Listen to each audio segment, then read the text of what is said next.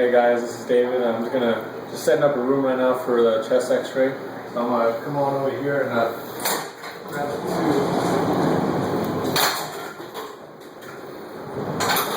Make sure it's detented. And I'm gonna make sure I'm at 72 inches for a chest X-ray. Making sure that the tube and the bucky board is lined up.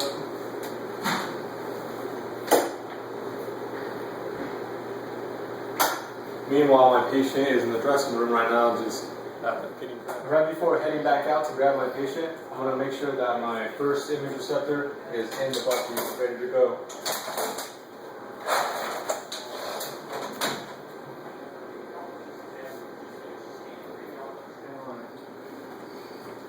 So, can you tell me your full name, please? Melissa Black.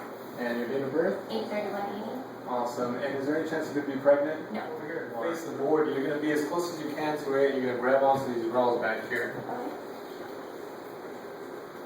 Alright, let's grab the shield here. And make sure that we shield the gonads by putting the shield around there.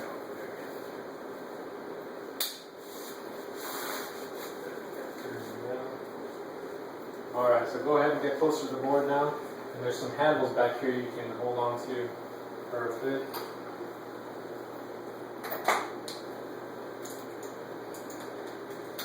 Bring it down a little bit. I'm just going to move it down just that little bit. Okay. So I'm about 1.5 to 2 inches above her shoulders. And leveling at about T7, right above the vertebral prominence. That's a little bit more accurate. Making sure that I have a marker on here. Got my left marker, put it on the left side right here. Making sure that it's not in the anatomy. And I'm going to have you roll your shoulders forward. Now take a deep breath in for me now. And let it out. And when I tell you, you're going to take another breath in for me, but you're going to hold it. So we come over here now to the console. And take a deep breath in for me. And hold it. And we're ready to go here. Boom. Take the shot. So we finished taking our PA. And I've already set up for the lateral as far as on the console technique-wise. And so we're going to do our lateral now. We have our new cassette in here. Make sure it's in. We have our bar out. And I'm going to ask the patient to turn towards me, face my direction, and she can put both hands onto the bar there. And we'll make sure that she's as closest to the board as she can be. There we go. And I'm going to get my left marker here, put it right behind her arm here, making sure that it's not in the anatomy that we need to see. And we're still at 72 inches here, so we have her all set up for this lateral shot here. We have the cassette and the bucky ready to go, and we have our left marker on the board here. I'm going to move the shield on this side where the beam is coming from. Make sure that she's still protected. And we're still lined up with a little bit of light from behind here, still centering at about T7, and the midline of the view box still at her armpit there. And now I'm just going to have her take a deep breath in and let it out. And in a moment I'm going to ask her to take a deep breath in again and hold it this time. So we'll come right over here.